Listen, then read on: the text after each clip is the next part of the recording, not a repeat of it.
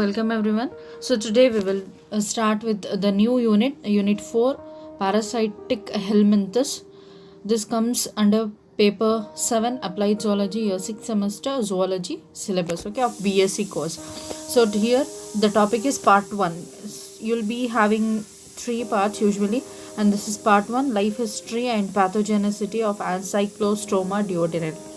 You know what is pathogenicity? It is the way the disease, it causes a disease, okay, and how the disease is being caused and what are the symptoms and how it will spread. That is the ability of a parasite to cause a disease is called as pathogenicity. Okay, we'll study about that in detail in this part. So Ancylostoma duodenale, okay, it belongs to your Aschelminthus phylum.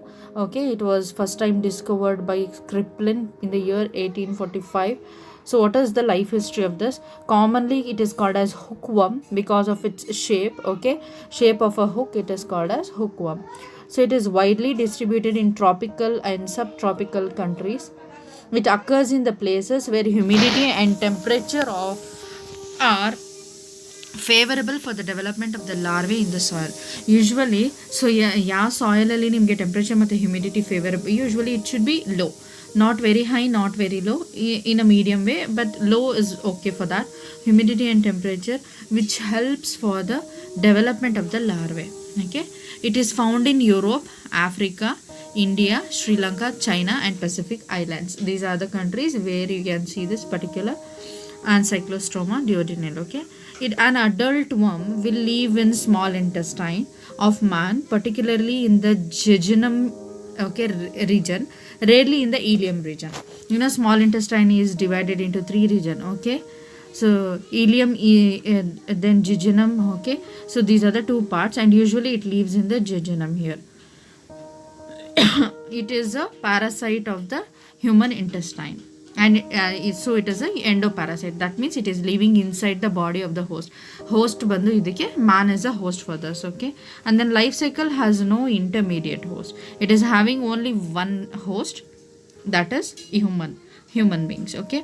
And usually the larvae will hatch in the soil, and again from the soil it passes into the human, like that. Life cycle has no intermediate host is, okay, or no intermediate host is required like other Helianthus, okay, like other Helminthus, okay. Multiplication of the worms does not occur inside the human body. Multiplication does not occur inside, but it occurs in the soil, okay. So man is the only definitive host for this. In life cycle, the various stages are there, and the stages are this one. So stage 1 is the egg. Usually the passage of the eggs from the infected host, they containing segmented ova with 4 blastomeres, which passes in the fecus of a human host, okay. The eggs will be present in the fecus of a humans in the excreta waste ಏನಿರುತ್ತೆ, solid waste ಏನಿರುತ್ತೆ ಅದರಲ್ಲಿ eggs ಇರುತ್ತೆ, and the eggs, okay, it is having they contain infected host, they contain ova with 4 blastomeres. Are you getting? And this passes into the fecus. From the fecus it is entering inside the soil allirutte. Here you can see this is the male and the female. Adult worms remain attached to the lining of the small intestine of the host. Here fertilized egg is there in the soil. Here cleavage mass, you can see embryonated egg, it is hatches into the soil. Then next second stage is development in the soil from egg ಇಂದ ನಿಮಗೆ development ಆಗಿ your larva will hatch, and that larva is called as rhabditiform larva. It hatches out in a soil about 48 hours, okay. So from the egg it takes 48 hours to hatch out into a larva. Here you can see, so the larva which is hatched here, this is a newly hatched rhabdiform larva, okay. And then the larva, it will molt twice, first on 3rd day, and the next time it will molt on the 5th day. What is molting? It is a process where the skin is cast off, or the skin is shed, okay, in order to promote the growth of an insect, further growth of an larva. That is called as shedding. you can see the shedding or molting and shedding both are same. So molting, you can see it also seen in the snakes, where it will remove sheds of its old skin in order to grow its body. Okay, then you can see the two molts in the rhabdiform larva. First mold takes place on the third day, and the second mold takes place on the fifth day of its life cycle. Okay, then develops into, then the rhabdiform larva, after undergoing the two molds, it will develop into the next larva, and that larva is called as filarial form larva. Okay, about 10 days, this larva will live for 10 days in its life cycle. Okay, and this is the infective stage. Not all the stages are infective, only your filarial form larva is infective. So this causes the infection. Idu nimge infection cause ಮಾಡುವಂಥದ್ದು. When your body is having this phase of the parasite, that time you will show the symptoms. Okay, then this is the filarial or infective larva. This is the shape of the larva, which you can see here. You will have a mouth, and on the opposite side you will have an anus. Okay, this is esophagus bulb, intestine, and this is nerve ring. Okay, then next what happens?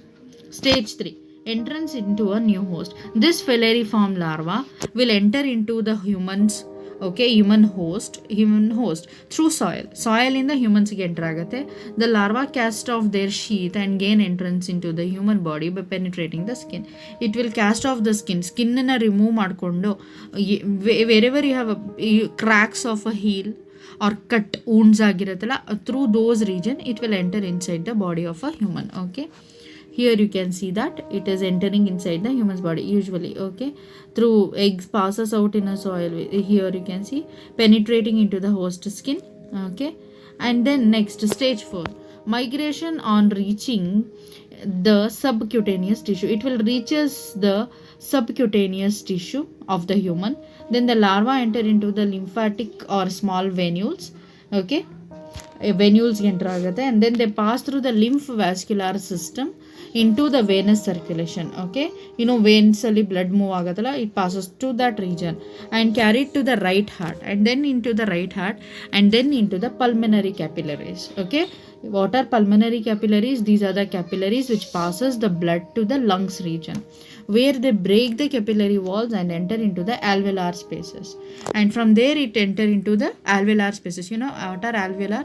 These are the grape bunch like structures where you can see the exchange of the gases, oxygen and carbon dioxide, which helps for the process of respiration. Okay, then what happens? Then the larva will migrate into the bronchi, then into the trachea, then larynx, epiglottis, and to the back of the pharynx, and are swallowed. Then it is swallowed inside. From there it moves into the blood, then it comes to the, I said, heart, and then capillaries, and then alveolar spaces, and then it migrate into the bronchi. Then trachea ಬರುತ್ತೆ. From larynx it is entered into the esophagus. During entering the esophagus, the third molting takes place. When it is in a esophagus region, the third molting takes place. Okay, and terminal capsule is formed in its body. It happens for 10 days. Okay, here you can see the larva migrate through heart, lungs, throat, stomach to the intestine, and then it reaches to the esophagus, pharynx. Okay, and then it comes to the stomach here, and it will be there in the small intestine.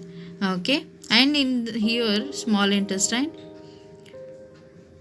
we can see the male and the female to both forms. You can see here. Stage 5, localization and laying of eggs will occur. Larva settle down in the small intestine and undergo the fourth molting and develop into the adult. In the small intestine, first molting is seen on the third day, second molting is seen on the fifth day, and then the next fourth molting is seen in the esophagus region, and the next molt is seen in the small intestine region, and it undergoes the fourth molting and develop into the adult in the small intestine.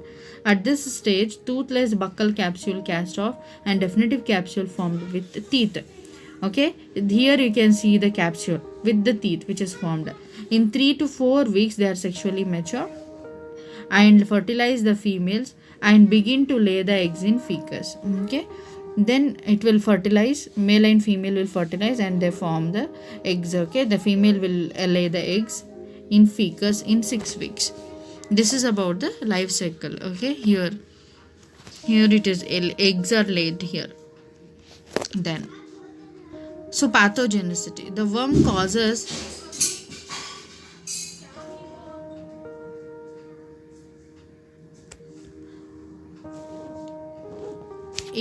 a disease.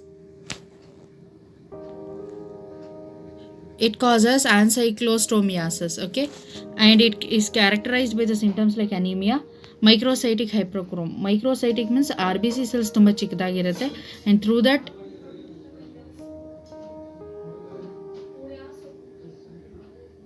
and the chronic blood loss and nutritional defects and lesions in the intestine.